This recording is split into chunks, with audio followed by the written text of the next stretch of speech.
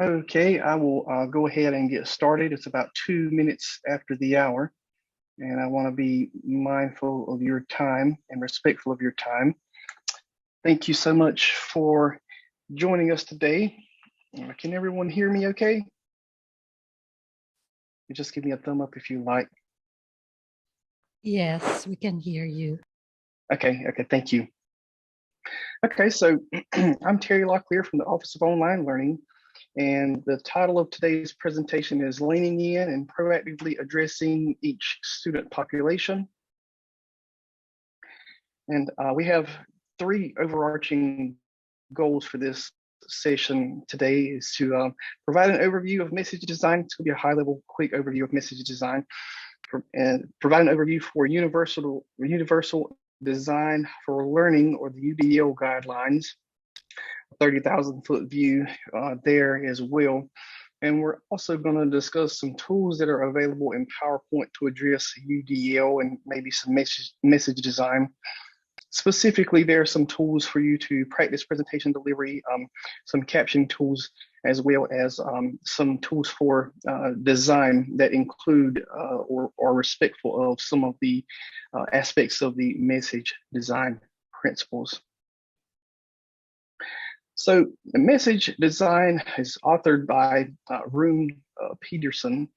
And if you just Google message design, I think it'll be one of the first links to come up. It's actually a journal article. It's a theoretical framework that this author developed, and it's really a communication theory that claims that that each individual possesses an implicit preference of communication within themselves called message design logic. So it's a theory that is designed to address those implicit preferences, and it's referred to as a theory of theories because it applies both a theoretical framework as well as some practical applications or components as well. And as you can see here from the slide, message design is multidisciplinary. It includes many disciplines: art, language, communication, business, societal implications. So it's a huge theoretical framework with respect or with aspects from each of these disciplines. And I can provide that link if you'd like to look into message design a little bit more. And a lot of times when individuals think about message design, they concentrate on the aesthetics piece, and it's more than that. It goes quite a bit deeper. And aesthetics is actually, it's really huge, but the aesthetics piece would be more along the lines of like universal design, which we're about to get into, and accessibility. So when you think about aesthetics, you really want to make sure that individuals with those differences in ability have complete access. And universal design for learning, the principles are located here on this page. But the UDL guidelines are a set of tools used in the implementation of this framework. And the purpose of this framework is to optimize teaching and learning for all people based on scientific insights, really into how humans learn. And the guidelines offer a set of concrete suggestions that can be applied to any discipline or domain to ensure that all learners can access and participate in meaningful, challenging learning opportunities. So if you'll notice here just really quickly, just go back, there's this green, purple, and blue section. You'll see very quickly here, just without even reading, that there's these three columns that are unique. But actually, the way the guide is set up, the first section is actually this one in purple. The second section is the one in green, and the third is the one here in blue. And if you'll notice here on the left side, you'll see that it's really small, but there's these little tabs that run across all three, or intersect all three columns.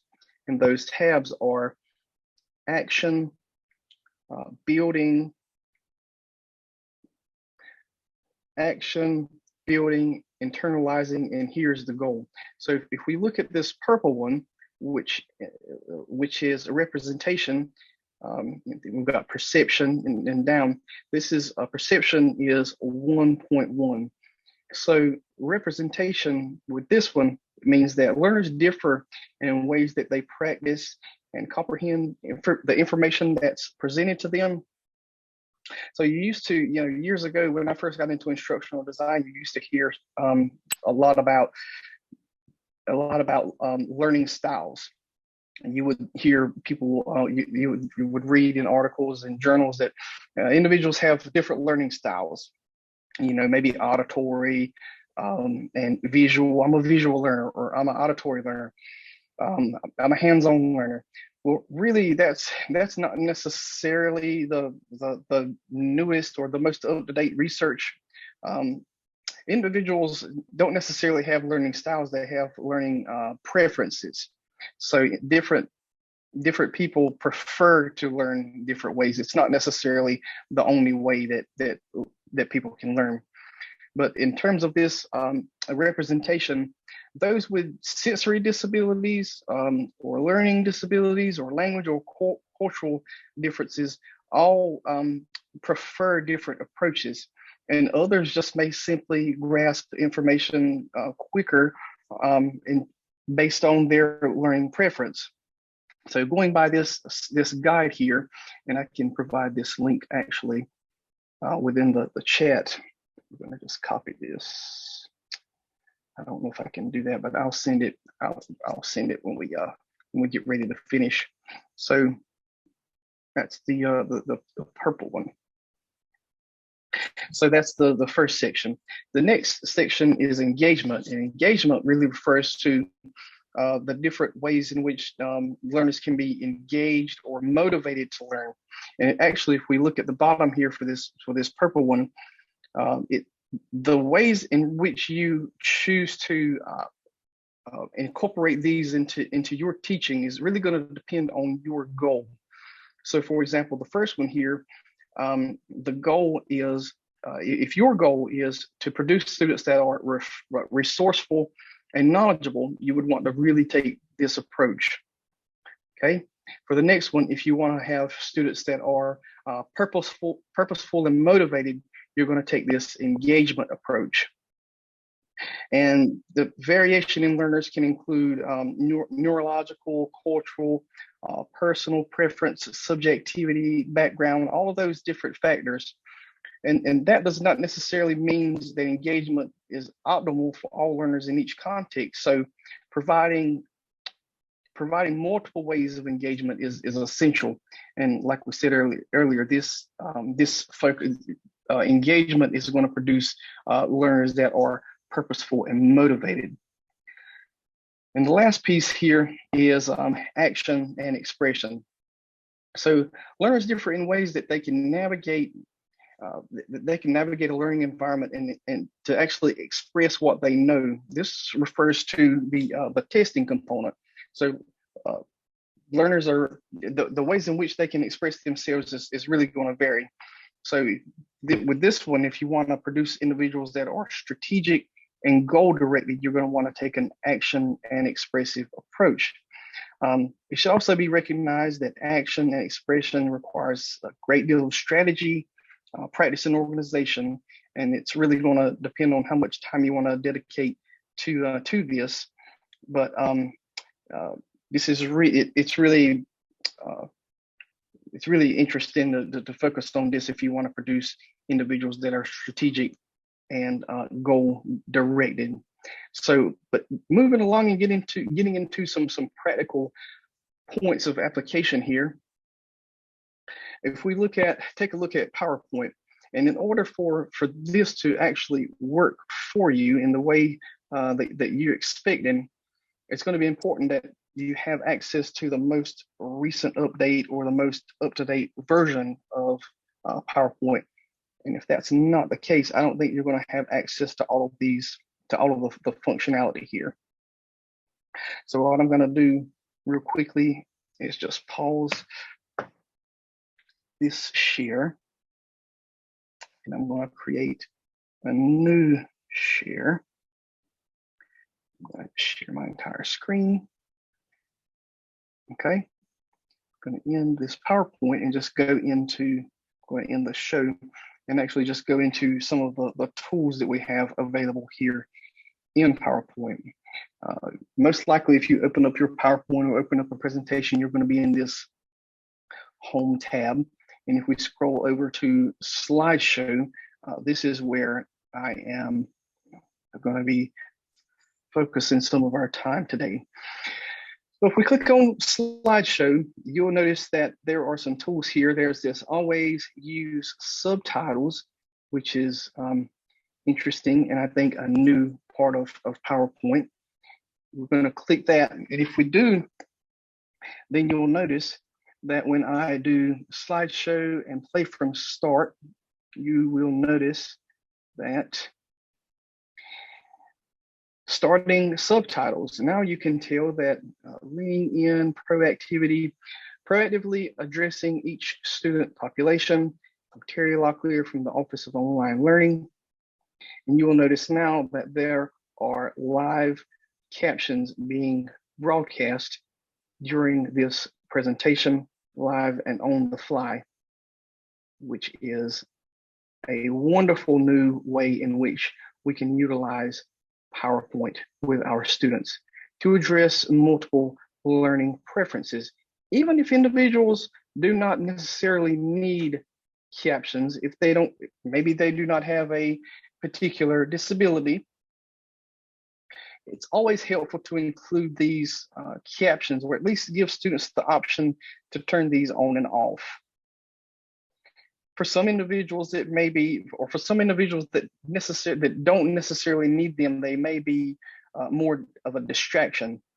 But I've noticed personally that if I turn captions on, if I'm trying to watch an educational video, if I turn the captions on, although I don't have any problems. I have regular, or I have baseline hearing, but if I turn the captions on, I can notice that I tend to I tend to learn more, or I tend to process the information a little bit more efficiently. So it just depends on your student population. You may or may not want to try this approach with your students, but I think it's wonderful that PowerPoint is now including this option for you on the fly. So I'm going to go ahead and click In Show here. And we can go back to this slide. So we can, that was under Slideshow in this little option. Another piece that I noticed and that I wanted to discuss with you, or make sure that you knew about also, was this Rehearse with Coach. So if I go back to my first slide and click Rehearse with Coach, you're going to notice some suggestions, if I can get it to actually work. So Rehearse with Coach, cancel. Okay, Rehearse with Coach. Okay, and it should be, I'm going to have to move your video around here. If I go back to the first slide, I'm going to click Start Rehearsing. Now when I start rehearsing, on this right side, you'll notice that there's a microphone and this alert is on. You'll notice that, okay, I'm saying too many ums. Try not to use too many ums, too many times. And there we go again. It's on the fly providing suggestions for me. Let me see if I advance to maybe this slide. If I can, there was another one that popped up a few minutes ago that I'd like to share. Provide an overview of the message design principles. Try speaking slower, I'm too fast. Provide an overview of the message design principles. Provide an overview of the Universal Design for Learning, or UDL guidelines. Discuss the tools available in PowerPoint to address UDL practice, presentation, delivery, captioning. Check your slides for accessibility. Okay, it's not working for this one. I'm going to just go ahead and click off to a good start, keep it going. Okay, so I'm going to end show here. and see if it provides me with the report. And there we go. Okay, so if we take a look here, it provides you with a rehearsal report. So my pace, it looks like I was okay. Repetitive language, okay. Average over time. Originality, interesting. Inclusiveness, your use of inclusive language was excellent. Okay, pH, target monotone. Okay, so I was okay. I was trying to get this monotone warning to pop up, but it looks like the bots deemed me as okay on pitch. But very, very interesting that this is included now within PowerPoint. Repetitive language, this was an interesting one. Inclusiveness, I'm gonna have to look at that one a little bit more. But if you'll notice these 3 slides, these aren't necessarily the best looking or the best designed slides. And that's why PowerPoint includes some functionality called design ideas. And again, this is another one of those functions that you're going to have the most updated version of PowerPoint to have access to. But if I go to this slide, it's just called design ideas. And if I click design, which is the 4th tab, and click design ideas, let's see what happens. Oh, look at that. Design ideas. It will offer some images, some icons. And another thing about PowerPoint, you're gonna, when you're designing your slides in terms of instructional design, it's best to stick with either real pictures or icons. So if you're going to go the route of icons, just stick with those. But it's not good practice to integrate images and icons within the same presentation. Although this presentation is not the best designed and it's purposeful, but just keep that in mind. But these design ideas really work well, and you can get off to a quick start in PowerPoint. I'm going to just go down the list of participants here and see if I recognize, okay, I see someone from nursing. I'm just going to add a title here called nursing and click design ideas and see what happens. Design ideas for nursing.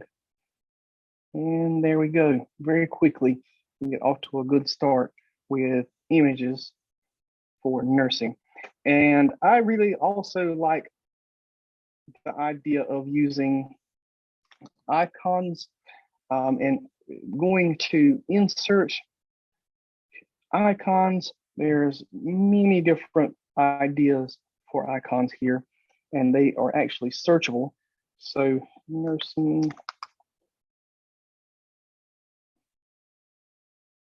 and we can make those as large or small as needed, and we can actually colorize those. I have to move your video again. So if I click on that image, graphics format, graphics fill, I'm gonna close this. Graphics format, I should bring up the format pane here, and fill.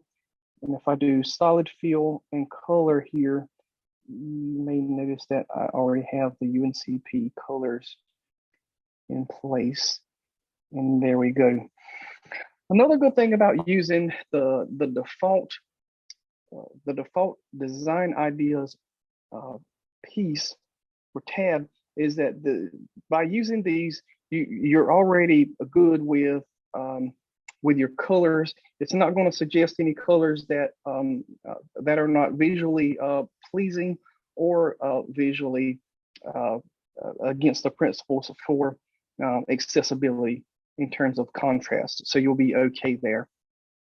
And there are some tools within Canvas that that you can utilize for adjusting those as well, because you don't want to have colors that are clashing because of different individuals. So ways in which you can, we've discussed message design, universal design, the tools in PowerPoint for practicing slideshows and for setting up visually pleasing shows that are also accessible to multiple populations. And at this time, I'll just pause and ask if anyone has any questions.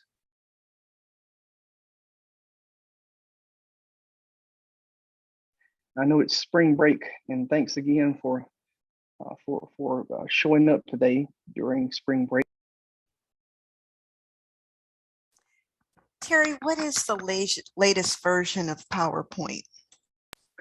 So I am using a Mac, and if I go to PowerPoint and About, on this one it's 16.7.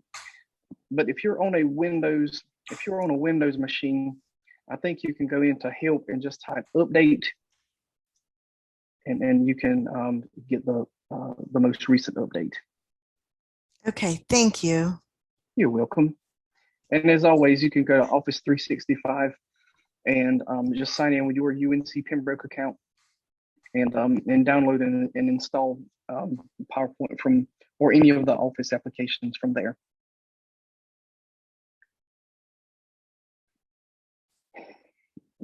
Any more questions? I'll check, look at the chat. I don't have any messages there.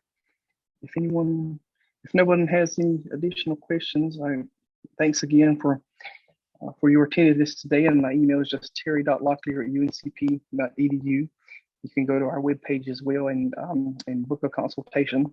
And we're always happy to assist. I hope you have a wonderful rest of your week, and hope you get to spend some time relaxing during this spring break.